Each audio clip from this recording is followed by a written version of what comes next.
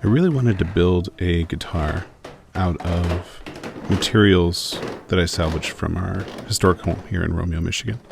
The home was built in 1898, and when you move through a home like this that's made mostly of wood, it kind of talks to you, and it has a voice, and it interacts with you. It vibrates. There's lots of texture, and I felt like that really lent itself well to building an instrument. Luckily, the person that built this home left a lot of scrap over the 100 years or so that they lived here. We're the third owners of this home, so there was lots for us to work with. There were lots of ceiling joists, pine, old oak doors. So I dove in and decided to build a Telecaster.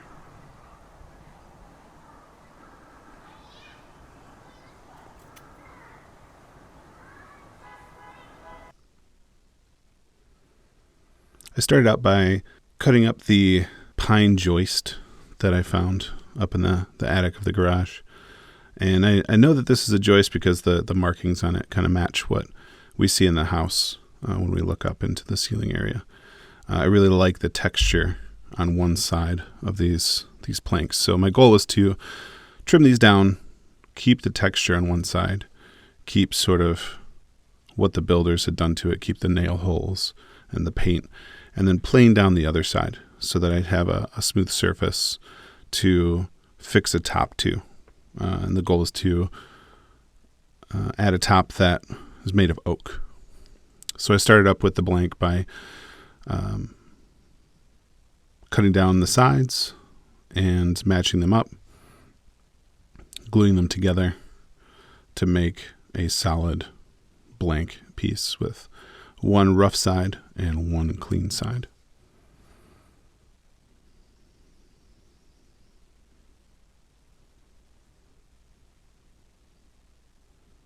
The texture on this wood is fantastic. I almost left it and made that the main body of the guitar, but I really wanted to sort of salvage some of this oak door that I found and emulate sort of the wood flooring pattern that we see in a lot of these older homes.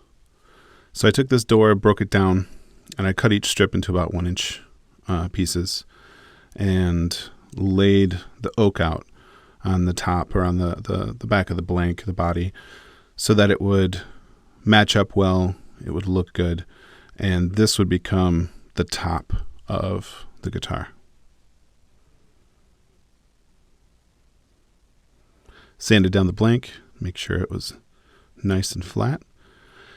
Then I took all these oak slats and I taped them together so I could kind of bookend them and roll the top over on top of the blank to glue it down. I drew a janky little Telecaster shape to know what direction everything was supposed to go. Then I clamped it all down and let that dry overnight. Make sure that glue set up really well.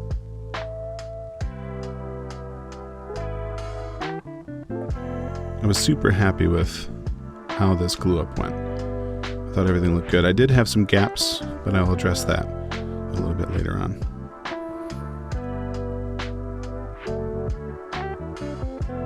And at this stage, I usually just use my jigsaw with a long blade to make sure I can cut out the blank.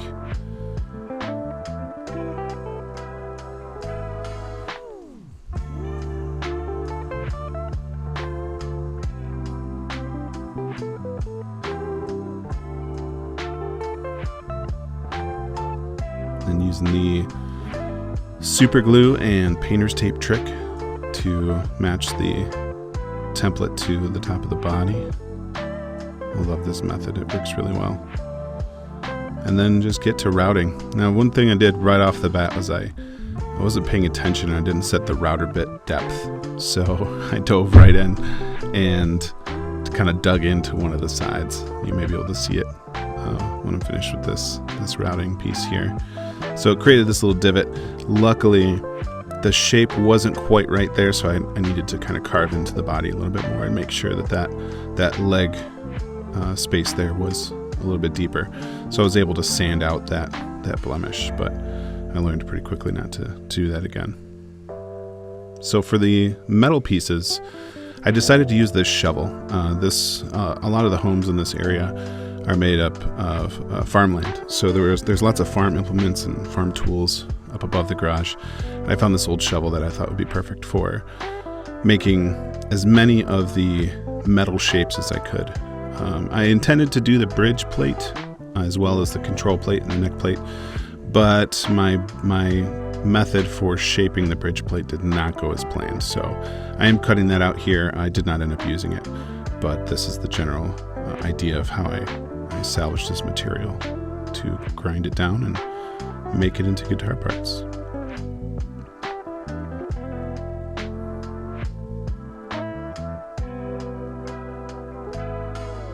So I traced over the shape of the neck plate and I just started grinding. And my goal was not to make it perfect. I did not want any of these pieces to feel like production pieces. I wanted everything in this project to really have a hand fabricated look and feel to it. So everything is really rough ground. I ended up using a different neck plate. This one was a little bit too big, but the idea is the same. Creating the neck plate shape, drilling the holes, making sure everything's lining up as it should. And then with the control plate, I did the same thing. I used a cheap control plate that I had on hand and clamped it to the steel so that I could shape the steel around that control plate and know that the shape would really match up. So at this stage, I'm just marking the distance of the screw holes for the switch to make sure that I can drill those holes effectively.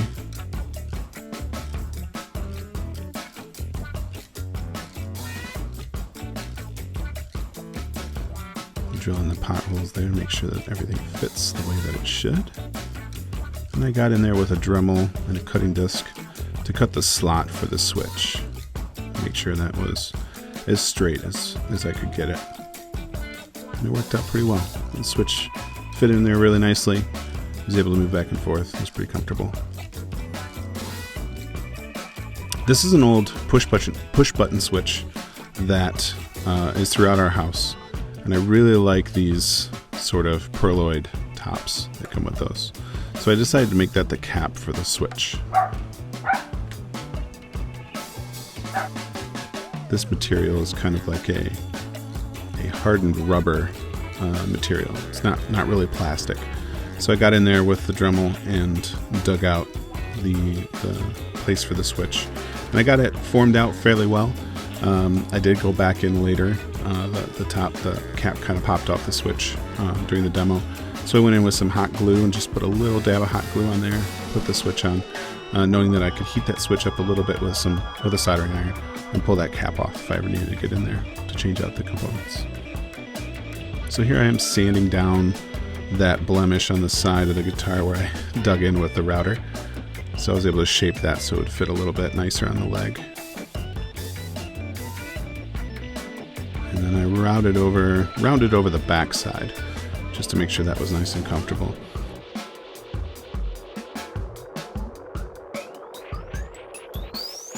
And now it's time to route the neck and pick up holes. The neck didn't quite fit in the template that I'm using. The template I got from Tim Sway, New Perspectives Music. I really like those templates.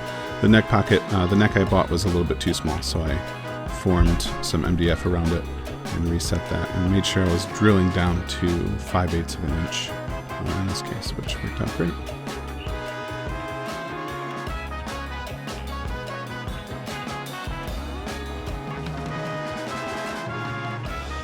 So I'm routing out the neck pocket, getting it pretty close, and then fitting the neck and making sure the bridge plate fits where I want that pickup. Now it's time to drill the holes for the bridge and the through body holes. This was the first time I did a through body string, and it went pretty well. The backside ended up a little bit sketchy, a little squirrely, but I'm okay with that. I think the way that this guitar is designed, it kind of lets some of these mistakes become part of the design, knowing that I was doing some things that I wasn't familiar with, and just rolled with it. So these through body, the ferrules they weren't really lined up, but I like how that looked on the back of the guitar because of the rough nature of how everything came together. So I didn't go back, I didn't fret about that too much, no pun intended, and just went with it. Sanded everything down.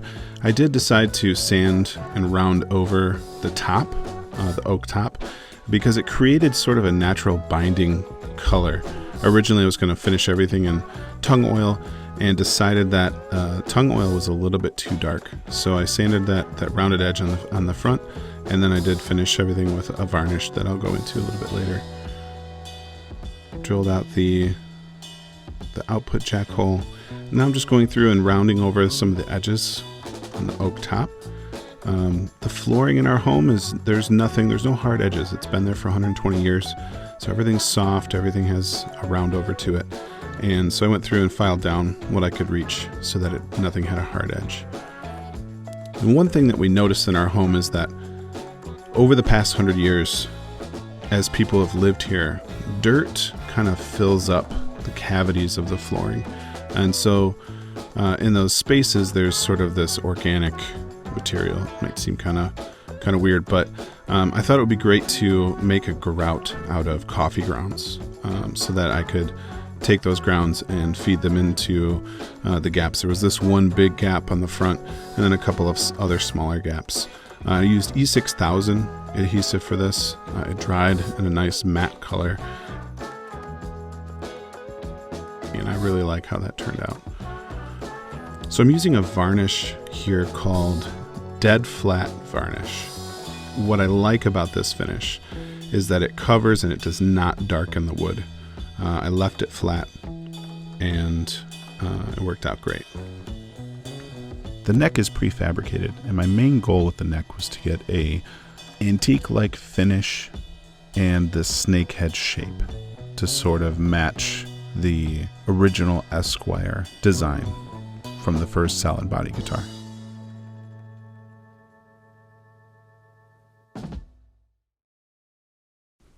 Now I lost all the footage that I had of my wiring, but the way that this is wired up we'll go into in the demo.